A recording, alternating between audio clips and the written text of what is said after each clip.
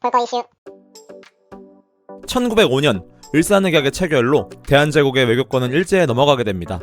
당시 한국 측 고위 대신 가운데 늑약에 찬성하여 서명한 5명의 매국노를 을사오적이라고 불렀는데요. 이들을 포함한 대표적 친일파 61명이 일제강점기에 소유했던 땅은 무려 4억 4천만 제곱미터로 서울시 면적의 70%에 이르는 크기라고 합니다. 하지만 친일파 재산을 찾기 위한 조사위원회는 광복 후 60년이 더 지난 2006년에 출범하였고, 그 사이 증거자료들이 모두 소실되었거나 이미 친일파 후손들이 재산을 상당수 팔아넘긴 뒤였기 때문에 환수한 재산은 극소수에 불과하다고 합니다. 그럼 지금부터 을사오적의 후손들은 어떻게 살고 있을지 한번 알아보겠습니다. 볼거 이슈. 친일파 매국노의 대표격으로 불리우는 이완용은 1858년 몰락 양반의 아들로 태어났으나 고종의 신임을 얻으며 엘리트 코스를 밟았습니다. 당시 조선에서 몇 명 되지 않는 영어 실력자 중 한 사람으로 미국 주미공사관 서기관으로 근무하며 대표적인 친미파로 활동했는데요. 독립협회의 핵심 창립자이자 2대 회장까지 역임했고 협회 기부금도 가장 많이 냈던 인물 중 하나였습니다. 하지만 러일전쟁 이후 일본의 승기가 확실해지자 그는 망설임 없이 친일 노선으로 갈아탑니다. 1905년 고종을 압박해 을사늑약 체결을 주도하고 1910년에는 총리 대신으로서 한일합병조약에 직접 서명하며 나라를 통째로 넘겼습니다. 그 대가로 후작 자기와 함께 받은 돈 15만원은 현재 추정가치로 수십억 원에 달한다고 하며 소유했던 땅은 여의도 면적의 약 8배에 달해 조선 최고의 땅 부자로 불렸다고 합니다. 하지만 그의 화려한 매국행위 뒤에는 늘 죽음의 공포가 따라다녔습니다. 1909년 명동성당 앞에서 이재명 의사가 휘두른 칼에 가슴과 어깨를 찔리는 치명상을 입게 되는데요. 일본인 의사들의 수술로 간신히 목숨은 건졌지만 이때 다친 폐는 평생의 불치병이 되어 17년 동안 그를 괴롭혔습니다. 결국 1926년 폐렴합병증으로 사망한 이완용에게 일제는 역대급 장례식을 치러줍니다. 장례 행렬만 3km에 달했고 조선의 마지막 임금이었던 순종 황제의 장례식보다 더 화려했다는 기록이 남아있습니다.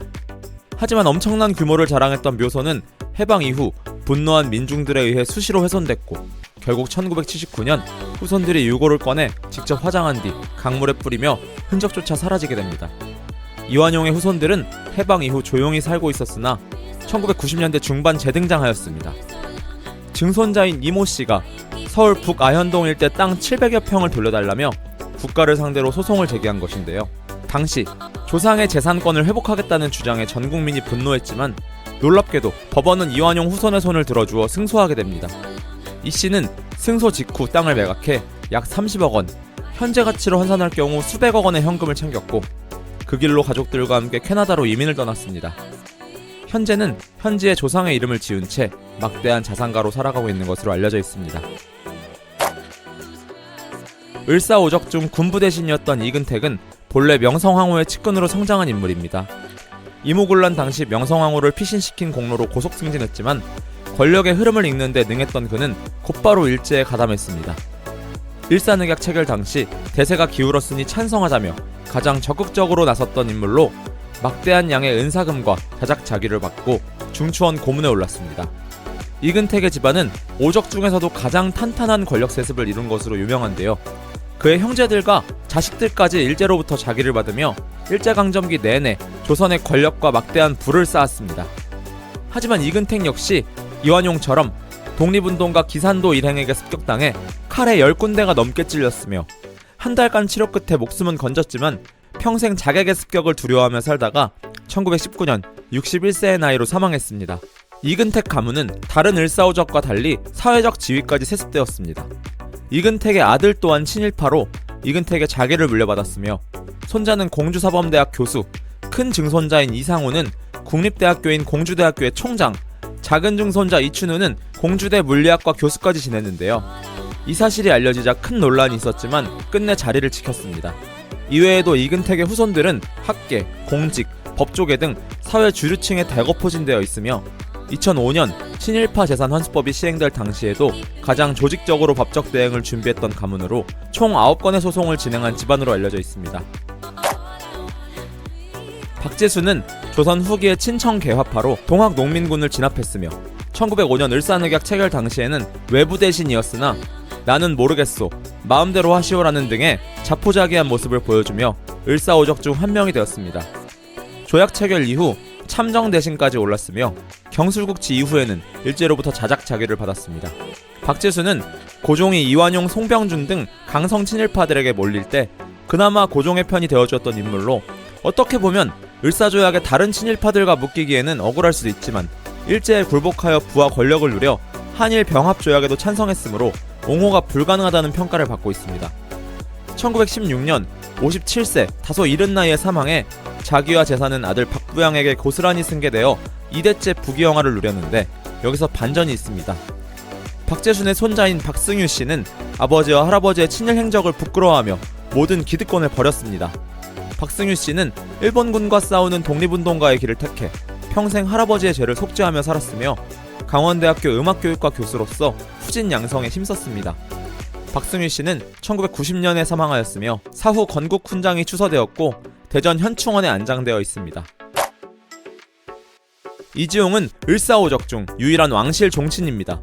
고종의 사촌동생이었음에도 나라를 파는 데 앞장섰으며 다른 을사오적들이 여러 변명들을 늘어놓은 것과 달리 나는 친일파다, 일본 덕에 우리가 살고 있는 것이 아니냐며 대놓고 친일 행위를 자랑하고 다녔습니다. 일제로부터 백작자기와 수백억 원에 달하는 재산을 받은 이지용은 종로에 300여 칸이 되는 집에서 화려한 생활을 즐겼으나 도박에 빠져들어 그만턴 재산을 거의 다 탕진했습니다. 1928년 향년 57세의 나이로 사망했으며 남겨진 아내도 씀씀이가 해퍼 경제적 어려움이 계속되었다고 합니다. 이지용의 직계 후손들은 해방 이후 사람들의 눈을 피해 일본으로 건너가 생활하였으며 국내에 남아있는 후손들은 신분을 숨긴 채 살아가고 은둔 생활을 했기 때문에 현재 소재 파악이 거의 불가능한 상태입니다. 권중현은 개화파 관료로 화보개혁에 참여하였고 독립협회에 참여하기도 하였지만 을사늑약 체결 당시 대일본 제국이 조선의 백성들을 먹여 살리고 입혀주신다면야 기꺼이 찬성할 것이라며 적극적으로 나라를 팔아먹었습니다.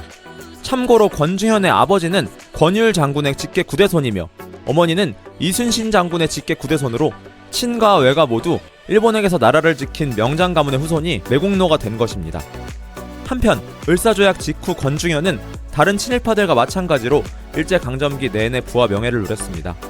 1934년 사망 후 그의 재산과 자귀는 양자인 권태환에게 그대로 상속되었으며 아들 또한 친일파 명단에 등재되었습니다. 현재 권중현의 후손들은 친일파 자손이라는 사실을 숨긴 채 살아오고 있어 행방이 묘연한 상태입니다.